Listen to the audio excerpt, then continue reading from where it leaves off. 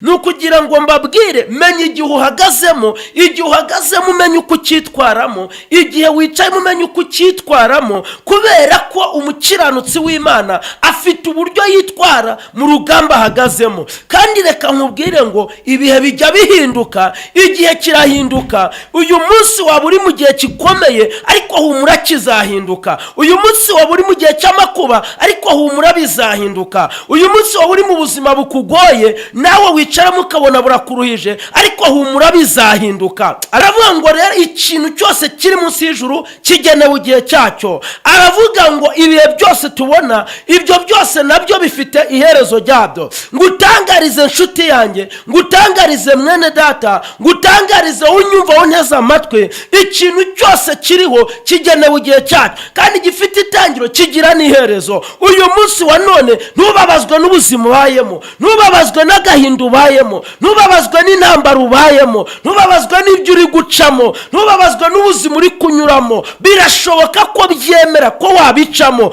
mbese ni ibyaha by'umubyeyi, ni ibyaha by'uyu mwana, ngo bose bamugiraho ikiganiro. Ariko Bibiliya iravuga ngo bamubajije Yesu, arabwira ngo ntabwo ari ibyaha by'ababyeyi, si n'ibyaha by'umwana, ngo ahubwo ni ukugira ngo imirimo y'Imana yerekanirwe muri we. Batangarize unyumva, hari igihe uba mu bintu atari uko Imana itabishaka, ahubwo ari ukugira ngo imirimo y'Imana izerekanirwe muri weho. Tuza rero urugamba uri gucamo, intambara uri gucamo, ayiga umuntu wizera Uwiteka, Uwiteka akamubera ibyiringiro.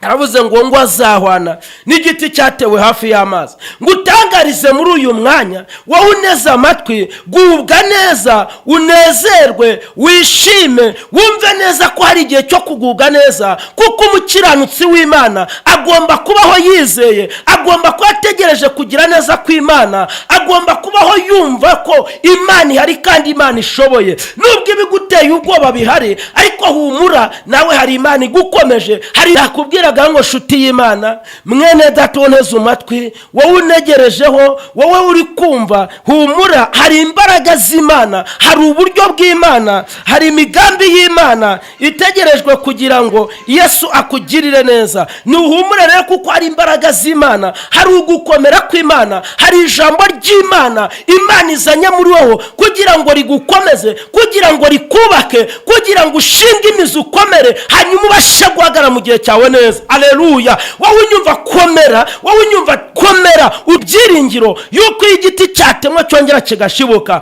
Nshuti y'Imana, haracyari ibyiringiro by'uko wakongera guseka, haracyari ibyiringiro by'uko wanezerwa, hari ibyiringiro by'uko wagubwa neza, hari ibyiringiro by'uko wabona imbaraga z'Imana ndetse no gukomera kw'Imana. Tuzi umutima wawe ukomere, tuzi umutima wawe utuze, haracyari ibyiringiro by'uko igiti gitemwe cyongera kigashibuka. Abarozi bakugwanya nibyo, abantu bakugenza nibyo, abantu bakwirukanka nibyo, ariko ibyo byose uhagarare mu gihe cyawe neza. Igihe uhagaze mu gihe hagaremo neza.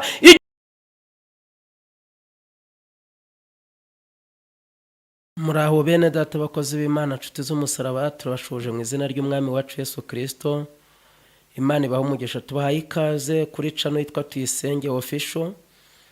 Iyi channel ni channel izagicaho ijambo ry'Imana, ibiganiro, ubuhamya n'ibindi byose byahembura ubugingo bwacu. Kandi tubasabye inkunga, tubasabye kudushyigikira, mugakanda like, mugakanda share. Ibyo byose turabikeneye kugira ngo mubashe kudufasha no kutuba hafi, kuko inkunga zanyu zirakenewe. Nta kindi yicana igamije, ni ijambo ry'Imana, ni ukwamamaza ubutumwa bwiza bwa Kristo, hanyuma tugahembuka mu buryo bw'umwuka ndetse mu buryo bw'ubugingo, kuko ari byo twifuza muri iyi minsi. Abo tuziranye bose mwese mukomere, n'abanze ndabashuhuje mwese, kandi ndabakunda. Imana y'amahoro ibampera umugisha. Amen. Hanyuma ndagira ngo tuze kuganira ijambo ritoya ryo kubaha ikaze kugira ngo mwakire iyo channel, tangire mujye muyumvaho ijambo ry'Imana, muzajya muyibonaho kenshi.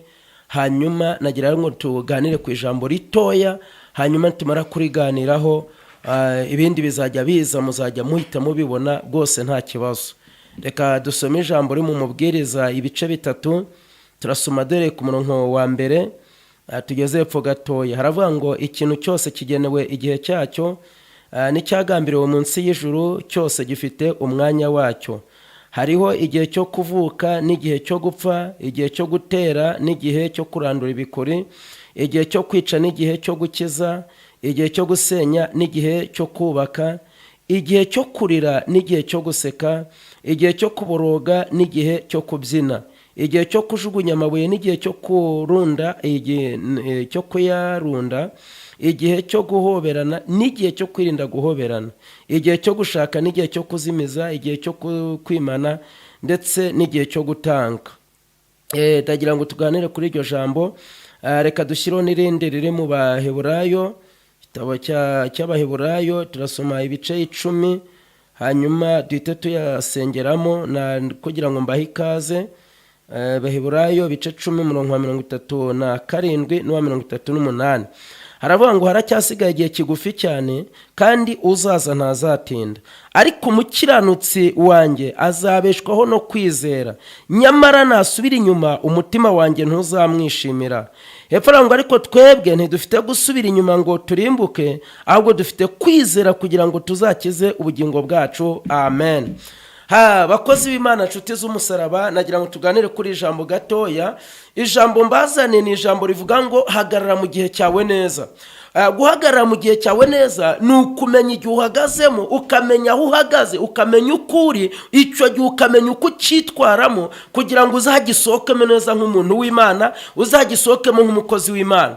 Hanyuma Bibiliya ivuze ijambo rikomeye ngo ikintu cyose kiri munsi y'ijuru ngo cyagenewe igihe cyacyo. Aravuga ngo hari igihe cyo kurira hakaba n'igihe cyo guseka, aravuga ngo hari igihe cyo kuboroga n'igihe kitari cyo kuboroga. Mbese bishatse kwanga igihe cyose umuntu abamo, jya ubimenya ko haba igihe cyo kurira hakaba n'igihe cyo guseka, hakaba igihe cyo kunezerwa hakaba n'ikindi gihe cy'umubabaro. Aravuga rero umubwiriza, aravuga ngo ibyo bihe byose ni Imana ibigenera, ngo kuko ikintu cyose kiri munsi y'ijuru Imana yakigeneye igihe cyacyo.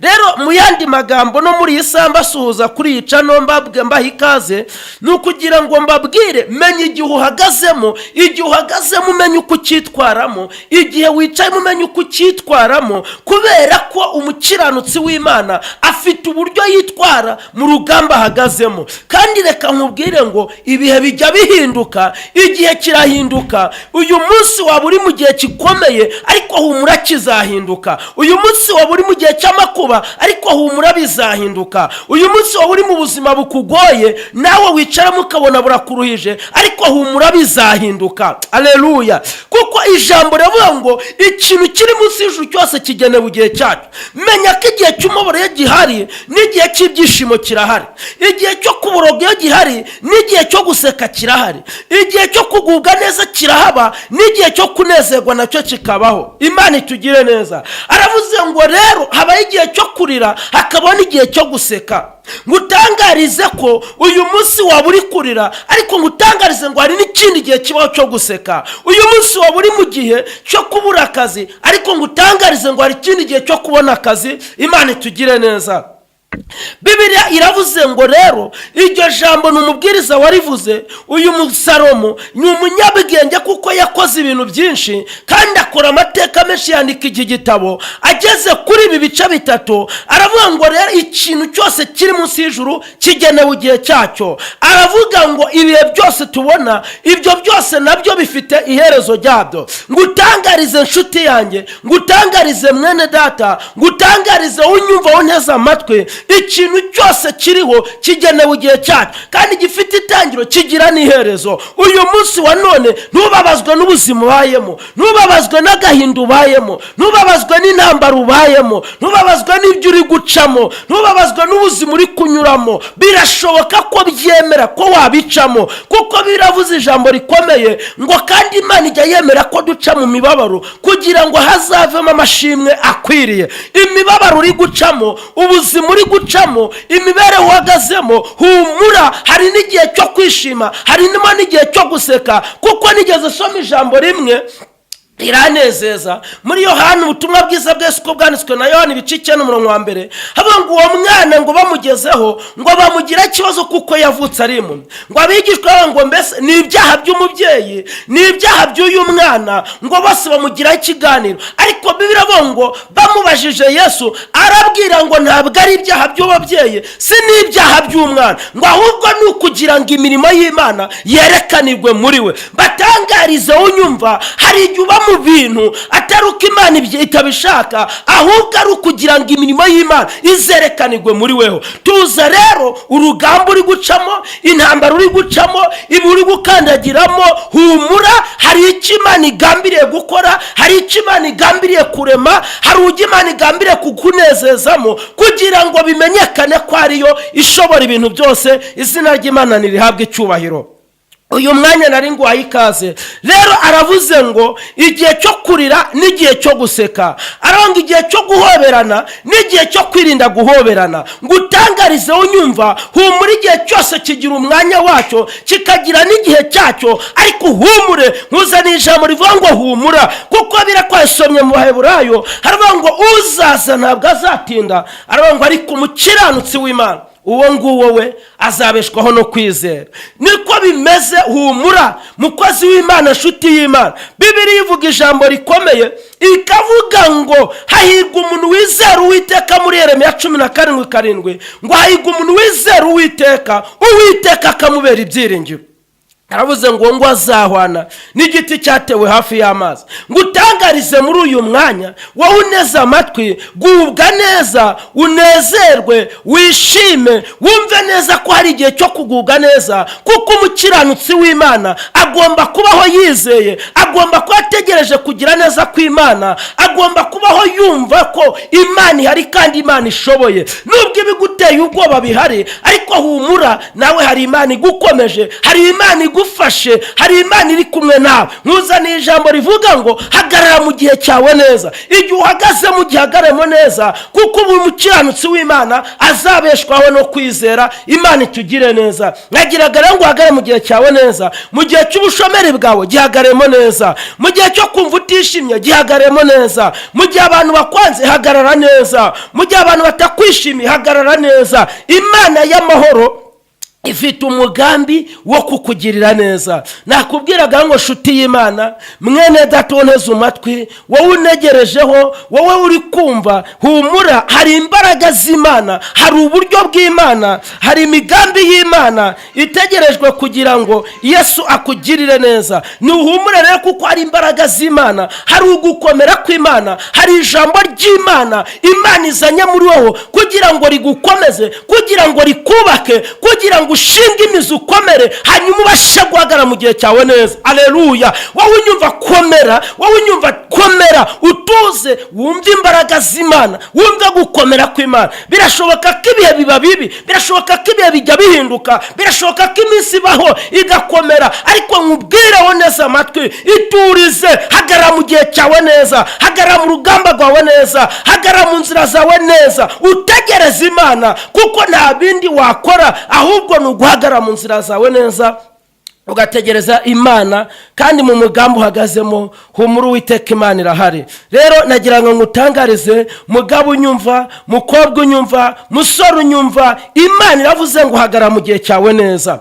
Imana iravuze ngo igihe wicayemo gihagararemo neza, kuko Imana yiteguye kuza kugikukuramo. Kuko Yobu yanditse 14:7 aba ngo haracyari ibyiringiro yuko igiti cyatemwe cyongera kigashibuka. Nshuti y'Imana, haracyari ibyiringiro by'uko wakongera guseka, haracyari ibyiringiro by'uko wanezerwa, hari ibyiringiro by'uko wagubwa neza, hari ibyiringiro by'uko wabona imbaraga z'Imana ndetse no gukomera kw'Imana. Tuzi umutima wawe ukomere, tuzi umutima wawe utuze, haracyari ibyiringiro by'uko igiti gitemwe cyongera kigashibuka. Abarozi bakugwanya nibyo, abantu bakugenza nibyo, abantu bakwirukanka nibyo, ariko ibyo byose uhagarare mu gihe cyawe neza. Igihe uhagazemo gihagaremo neza, igihe uhagazemo ugiturizemo, wubaha Imana, kubera ko Imana ishaka gukora ibikwiriye kandi ishaka gukora ibifatika kugira ngo ubone ubwiza bw'Imana no gukomera kw'Imana. nari ni kugira ngo mbabwire kuri iri jambo rivuga ngo uhagarare mu gihe cyawe neza. Imana iragukunda, Imana igufiteho umugambi, Imana ishaka kugukoresha iby'ubutware ngo utangarize uyu mwanya. Imana iravuze ngo komera muri urwo rugamba urimo, muri izo ntambara urimo, muri ibyo bihagazemo, komera kuko hari amaboko y'Imana aguhagazeho kugira ngo agukomeze, kandi hari amaboko y'Imana agufashe kugira ngo utanyeganyega, kuko Imana ishaka kukubaka kandi ishaka kugukuramo umuntu w'umumaro. Imana itugire neza, kandi iyo umuntu azaba umuntu ukomeye aca mu bintu bikomeye ariko ukabitambukamo neza kuko uri kumwe n'Imana. Narindi kubaha ikaze rero kugira ngo wumvire ijambo ry'Imana, uhagarare mu gihe cyawe neza kandi ukomere utuze kuko ubwami bw'Imana buri kumwe nawe. Ngaho komera rero, ngandi wumve ko atari wowe wenyine, wumve ko utari wenyine mu kigeragezo, wumve ko uri kumwe n'Imana mu buzima bwawe. Reka dusenge Imana. Unyumva ufatanye gusenga, urugamba rwari rukunaniye, ikigeragezo cyari kibaye cyinshi, urugamba rwari rubaye rurerure, ariko unyumva reka dufatanyire ijambo iri sengesho, ubwire Imana ngo nanjye mereza imbaraga magarare mu gihe cyanjye neza, mereza imbaraga magarare mu mwanya ukuriye ko ngomba guhagararamo. Ntucike intege, ntunanirwe, ntucogore, ahubwo wembere ko hari amaboko y'Imana aje kugukomeza. Yesu abaho umugisha. Murakoze, tuzongera. Mana mu izina rya Yesu, ni wowe ushobora byose kandi nta kirogoye umugambi wawe. Nsengeye uyu mupapa unyumvishe, nsengeye umubyeyi unyumvishe, nsengeye umukobwa, nsengeye uyu musore banyumvishe, ndabasengeye kugira ngo ubahe guhagara mu gihe cyabo neza, kuko mu gihe bahagazemo ari uzabasanga ukabagirira neza, kandi iyo umuntu ari mu gihe cye neza umuha imbaraga zo gutambuka muri urwo rugamba neza, izina rye rigahabwa icyubahiro. Urakoze kuri Imana kandi urakoze kukoza iby'imbaraga. Ngaho umucyo wawe ugaragare n'imbaraga zawe ziboneke, maze witamurure kugira ngo izina ryawe rihabwe icyubahiro. Urakoze kuri Imana, urakoze kubyumvishe, tubyatse Imana tubyizeye mu izina rya Yesu Kristo. Amen, amen, amen.